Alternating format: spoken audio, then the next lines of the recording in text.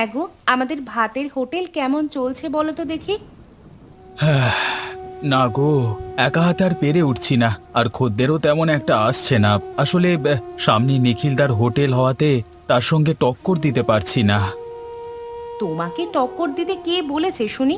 তুমি তোমার হোটেল তোমার মতো ব্যবসা করবে, তোমার খদ্দের দিয়ে তুমি খুশি করবে। কারো সাথে টক্কর দেওয়ার তো কোনো প্রয়োজন নেই। আমার হোটেলে কি বা পাওয়া যায় বলো?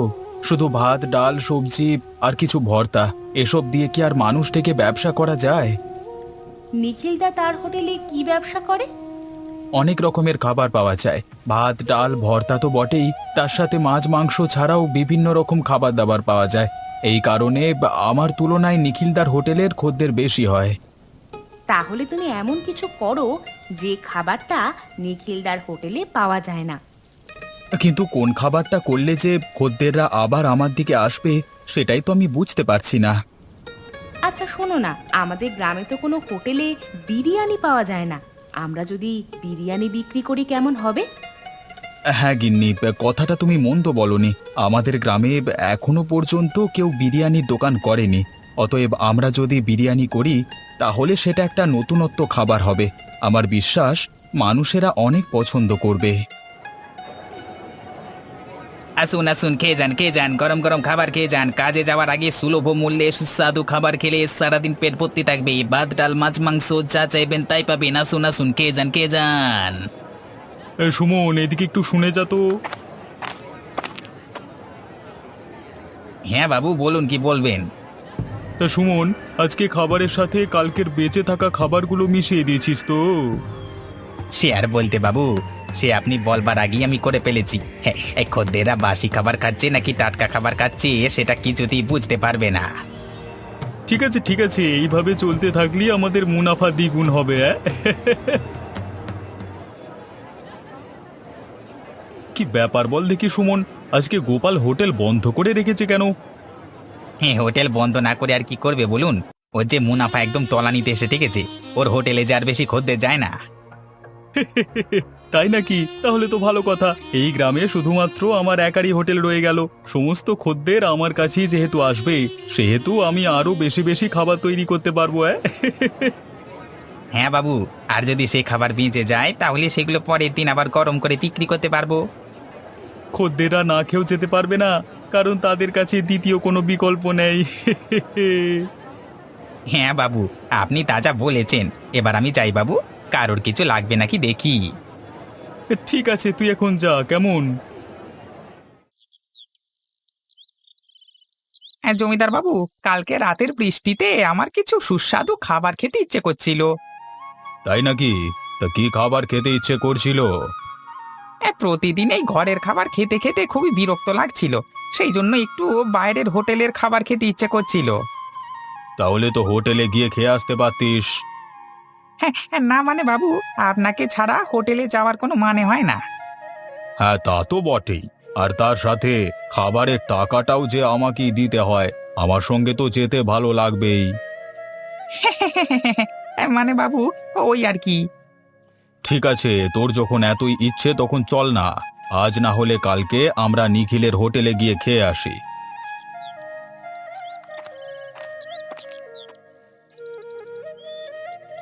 বলি কেন হোটেলে খাবে কেন? বাড়ির খাবার কি মুখে রুচ্ছে না নাকি? আমার হাতের রান্না কি এতই খারাপ? আরে শোনো গিন্নি, বিষয়টা কি হয়েছে? এই নগেনের নাকি বাড়ির খাবার খেতে খেতে খুবই অস্বস্তি লাগছিল। সেই জন্যই আর তুমি আমাকে শুধু শুধু ভুল বুঝছো। ও আচ্ছা, তাই বলো। তা নগেন, তোমরা শুধু একাই যাবে নাকি আমাকেও নিয়ে যাবে? আগে গিন্নিমা, হ্যাঁ আমি বাবুকে বলেছিলাম আপনাকে নিয়ে যেতে, কিন্তু বাবু বলল হ্যাঁ, আপনাকে নিয়ে গেলে আপনি এটা সেটা বায়না করবেন। আরে এ তো মুখের সামনে ঢপ মারছে, কি বদমাইশ রে বাবা, আমাকে শুধু শুধু ফাঁসাচ্ছে। তুমি বিশ্বাস করো গিন্নি, আমি এমন কথা কখনো বলিনি। আমার এসব কথা বলে লাভ কি বলো দেখি? তার মানে তোমাদের সাথে আমাকে নিয়ে যাচ্ছ, তাই তো? হ্যাঁ, একদম গিন্নিমা, আপনি কোনো চিন্তা করবেন না।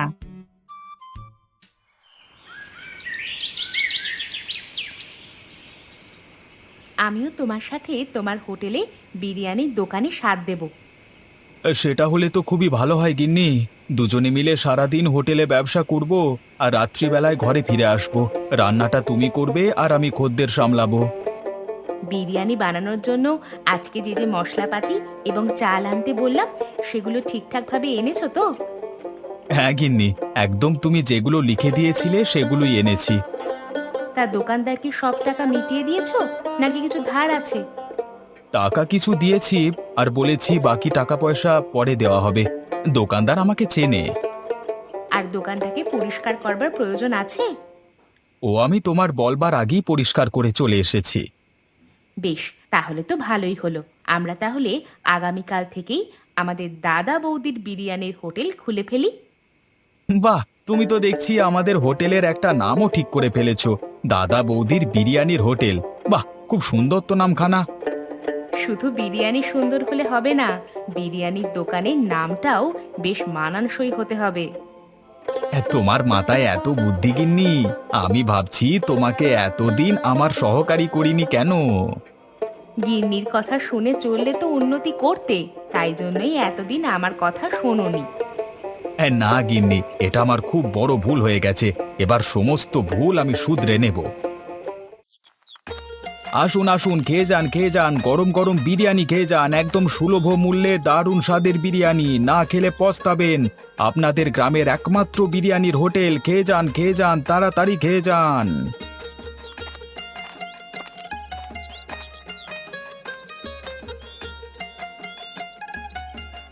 বলো কি গো গোপাল, তুমি তাহলে এই গ্রামে বিরিয়ানির হোটেল খুলিয়ে ফেললে? হ্যাঁ দাদা, আপনারা আসুন এবং খেয়ে দেখুন বিরিয়ানি কেমন খেতে। সে তো আসতে হবে বটি, না এসে তো আর উপায় নেই। আমাদের যে অনেক দিনের শখ, আমাদের গ্রামে বিরিয়ানির হোটেল হবে। তা আজকে যখন তা হাতের কাছে পাচ্ছি তখন অবশ্যই আসতে হবে। হ্যাঁ দাদা, আমি আশা করছি এই বিরিয়ানি খেলে আপনারা অখুশি হবেন না। তা গোপাল, এই বিরিয়ানির দাম তুমি কত রেখেছ? বেশি না দাদা, এক প্লেট বিরিয়ানির দাম মাত্র 70 টাকা, সাথে ভরপুর বিরিয়ানি চাল, বসে খেলে আনলিমিটেড। বাহ, তুমি তো দেখছি অফার বার করে দিয়েছো। তা আমার জন্য এক প্লেট হবে নাকি এখন? অবশ্যই হবে না মানে? আপনি আসুন দাদা, ভেতরে বসুন, আমি আপনাকে বিরিয়ানি দিচ্ছি।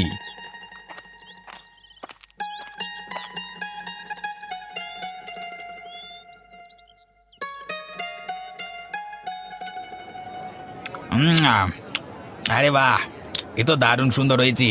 তা কে রান্না করেছে এই বিরিয়ানি? হ্যাঁ, বিরিয়ানি রান্না করেছে আমার একমাত্র গিন্নি। মানে আমাদের লতা বৌদি? আরে বাবারে, লতা বৌদির হাতের বিরিয়ানি যে এত সুন্দর সেটা তো আমরা আগে জানতাম না। হ্যাঁ হ্যাঁ, গিন্নি আমার বরাবরই খুব সুন্দর রান্না করে, রান্না বান্নার দিক থেকে অনেক পটু। একটা কথা জিজ্ঞাসা করবো গোপাল, কিছু মনে করবে না তো? না না, মনে করবার কি আছে, আপনি বলুন না। তুমি হঠাৎ ভাত ডালের হোটেল বাদ দিয়ে নতুন করে আবার এই বিরিয়ানির হোটেল করলে কেন? আসলে দাদা, ভাত ডাল শুধু বিক্রি করে তেমন ইনকাম হচ্ছিল না। আসলে যুগের হাওয়া তো, যুগের সাথে সাথে সমস্ত কিছুই পরিবর্তন হয়। তা যা বলেছ তুমি, আমি তো বেশিরভাগ দিনে নিখিলদার হোটেলেই খেতাম। নিখিলদার হোটেলে অনেক রকমের খাবার দাবার পাওয়া যেত। আমার আগের ভাতের হোটেলে খদ্দের ছিল বেশিরভাগই বৃদ্ধ, কিন্তু তারাও ধীরে ধীরে শারীরিক কারণে আর আমার হোটেলে আসতে পারতেন না। সেই কারণে আমার হোটেলে লাভও বেশি হতো না। না গোপাল না, তুমি ঠিকই করেছো। নতুন যুগে নতুনত্ব কিছু না আনলে এগুলো করা যায় না গো। তুমি তোমার ব্যবসাটা চালিয়ে যাও। লতা বৌদির হাতের বিরিয়ানি সত্যি খুব সুন্দর, তুলনা হয় না। হ্যাঁ, তোমরা পাশে থাকলেই আমার ব্যবসার উন্নতি হতে পারবে।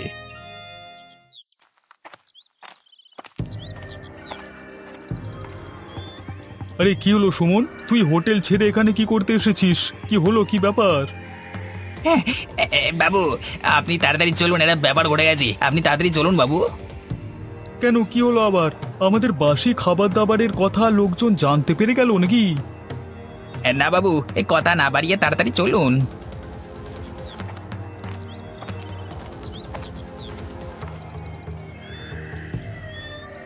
ওই দেখুন বাবু। এ কি রে, দাদা বৌদির বিরিয়ানির হোটেল? এই হোটেল আবার কে খুললো? বাবু, আমাদের গোপালদা আর ওর বউ মিলে এই হোটেলটা আজকে খুলেছে। দেখুন না কত লোকজনের ভিড়। আরে এ যে তাজ্জব ব্যাপার, গোপাল যে এরকম একটা কাজ করবে সেটা তো আমি ভাবতে পারিনি। এখন কি করবেন বাবু? আমাদের হোটেলে তো একটা লোক আসছে না। দাঁড়া দাঁড়া, একটু ভাবতে দে। এইভাবে তো হাল ছেড়ে দিলে হবে না। তুই এক কাজ কর, তুই গোপালের হোটেলে চলে যা। এই নে 100 টাকা নিয়ে যা। হোটেলে বিরিয়ানি খেয়ে সমস্ত তথ্য গোপালের কাছ থেকে হাতিয়ে নিয়ে চলে আয়। কিন্তু বাবু, গোপালদা কি রান্না বান্নার পদ্ধতি কিছু বলবে? আরে গাধা, এখনকার দিনে রান্নার পদ্ধতি জিজ্ঞেস করতে হয় না। তুই শুধু জিজ্ঞাসা করে আসবি কত করে প্লেট বিক্রি করছে। যা, আর দেরি করিস না। নগেন, আমি মাঝে মাঝে ভাবি তুই আমার সহকারী নাকি তোর গিন্নি মায়ের গুপ্তচর। আমি দুটোই জমিদার বাবু, আমাকে দুদিকেই খেয়াল রাখতে হয়, না হলে যে আমার উপায় নেই। তুই কাকে বেশি প্রাধান্য দিস, আমাকে নাকি তোর গিন্নিমাকে? দুজনকেই। আমি যেমন গিন্নিমাকে আপনার সম্বন্ধে খবর দিই, তেমনি আপনার জন্য একটা দারুণ খবর নিয়ে এসেছি। কি খবর শুনি? জমিদার বাবু, আমাদের গ্রামে গোপাল আছে না, ও আমাদের গ্রামে প্রথম বিরিয়ানির দোকান খুললো। বলিস কি রে, এ তো খুবই আনন্দের কথা। শুধু আনন্দ পেলেই হবে না জমিদার বাবু, আমাকে আর গিন্নিমাকে একদিন রাতে বিরিয়ানি খাইয়ে আনতে হবে কিন্তু। হবে হবে, নিশ্চয়ই হবে, কিন্তু তোর গিন্নিমার কানে এই কথাটা তুলিস না যেন। সেটা না তুলে তো আমি থাকতে পারবো না বাবু। ওই যে বললাম না, আমাকে দুজনকারই খেয়াল রাখতে হয়। মাঝে মাঝে ভাবি জমিদার কে, তুই না আমি?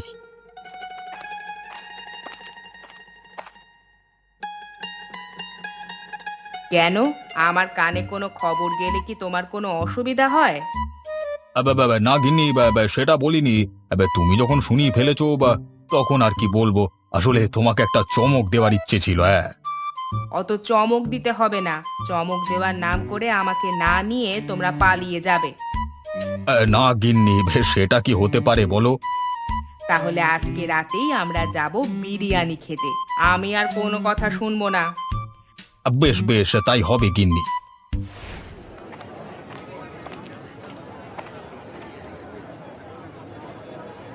আরে গোপালদা, এ তুমি নতুন বিরিয়ানির দোকান দিয়েছো, এ আমি ভাবতেই পারছি না গো। ভাববার কি আছে সুমন, তোমার হোটেলের সামনেই তো আছি, তুমি তো দেখতে পাচ্ছ। দেখে আর কি হবে দাদা, বিরিয়ানির গন্ধে যে আমি আমার হোটেলে থাকতে পারলাম না, তাই জন্য আমি বিরিয়ানি খেতে চলে এলাম। তাই নাকি? তাহলে এসো, বসে পড়ো। তা কত করে বিরিয়ানির প্লেট বিক্রি করছো দাদা? তুই আগে খা, তারপর ওসব বলবো, না হলে তুই দাম জিজ্ঞাসা করে এখান থেকে পালিয়ে যাবি, আমি জানি।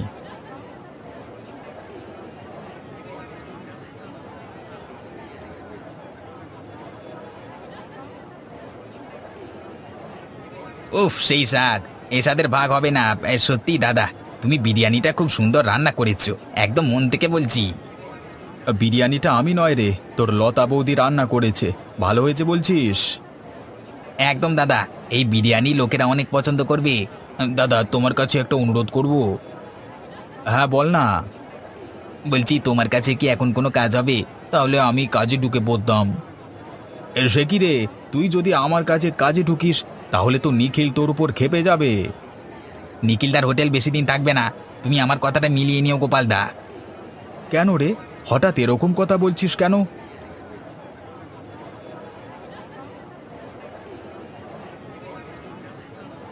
এসব আমাদের কি খাবার দেওয়া হয়েছে?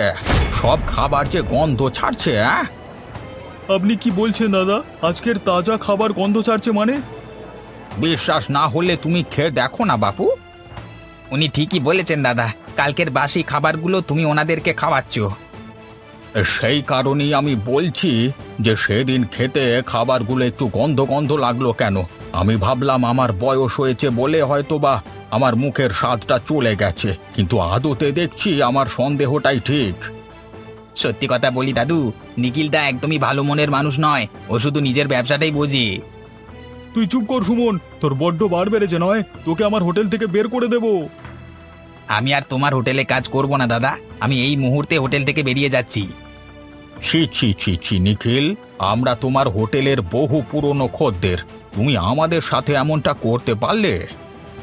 আসলে ভুল করে চলে গেছে। ভুল করে যায়নি, তুমি ইচ্ছে করে করেছো। আমি তোমার হোটেলে আজকের পর থেকে আর আসবো না। আপনারা দয়া করে যাবেন না, তাহলে আমার ব্যবসাটা বন্ধ হয়ে যাবে। ওই ছোট ছেলেটা সত্যি কথা বলল বলে তুমি ওকে হোটেল থেকে বের করে দিলে। তোমার হোটেলে আর এক মুহূর্ত নয়।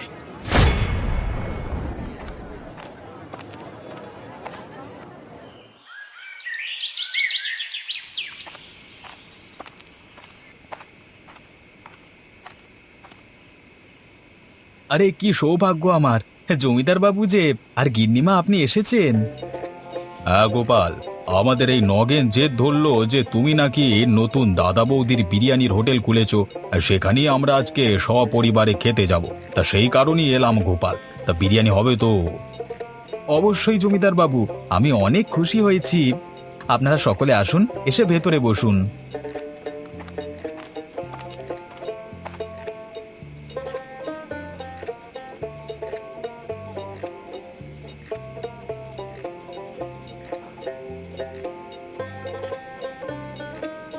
হুম, আরে বাস, এই বিরিয়ানির স্বাদ তো দারুণ হয়েছে।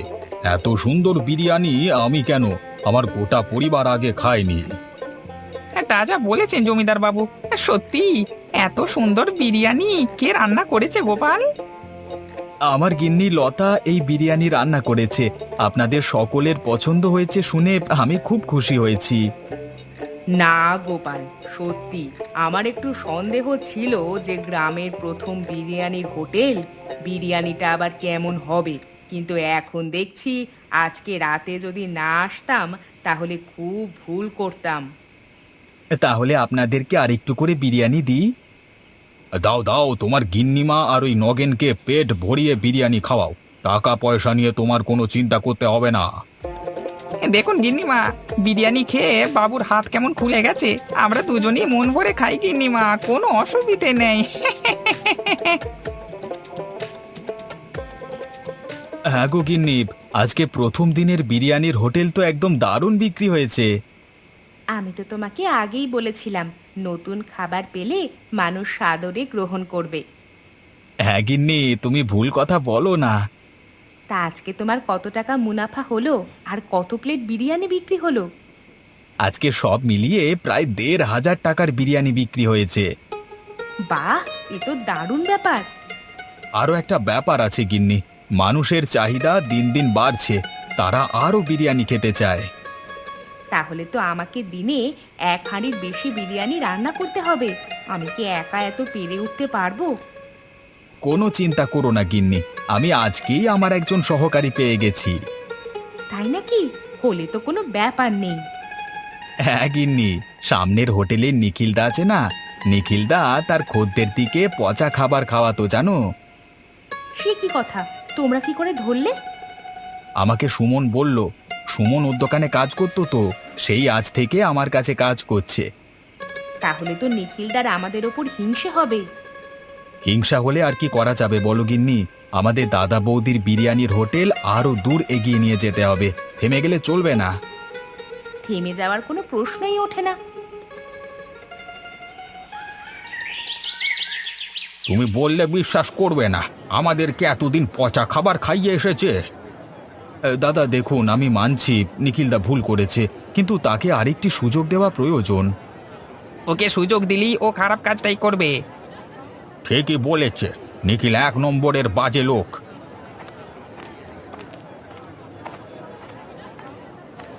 দাদা, আমার বড় ভুল হয়ে গেছে, আমি আমার খদ্দেরের সাথে বেইমানি করেছি। নিখিলদা, সত্যি তোমার এই কাজটা করা উচিত হয়নি। তোমরা সকলে আমাকে একটি সুযোগ দাও, আমি কথা দিচ্ছি এরপর থেকে আমি খাবার আর কোনোদিন খারাপ দেব না।